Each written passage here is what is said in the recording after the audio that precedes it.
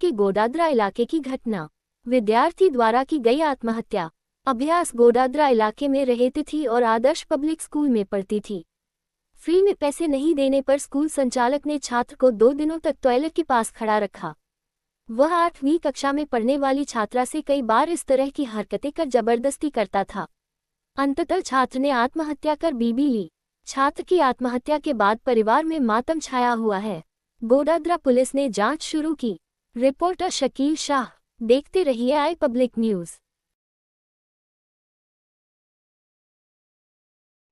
जी, તમારું નામ? રાજુલાલ ગોપીલાલ ખટી। શું ઘટના બની? ઘટનામાં એવું છે કે બેબીમાં એક્ઝામ નહીં આપવા દીધી હતી મારી બેબીને। એને બહાર ઊભી રાખી ક્લાસમાં અને ઘરે આવીને રડતી હતી। એ પછી અમે ફોન કર્યો સરને। મેં કીધું છોકરીને હું કામ ફીસ બાકી હતી એની, મેં કીધું આવતા મહિને ભરી દેવા હું।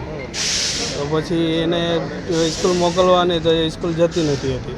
એ કે મારે સ્કૂલ જવું નથી કે પછી ત્યાર પછી એક દિવસ ગઈ હતી સ્કૂલ, પાછી 4-5 દિવસ ગઈ નથી। તો રાતે એને 6-6:30 વાગે આવું કરી દીધું। અમે બધા જો કામ પર હતા। હવે તમારી શું માંગ છે? મારી એ જ માંગ છે કે બીજી ડિગ્રી હાથે આવું નહીં થાય, પેરેન્ટ્સ સાથે આવું, અને બીજી કોઈની બેટી એમના હાથમાંથી નહીં જાય બસ। સ્કૂલનું આદર્શ પબ્લિક સ્કૂલ ગોડાદરા।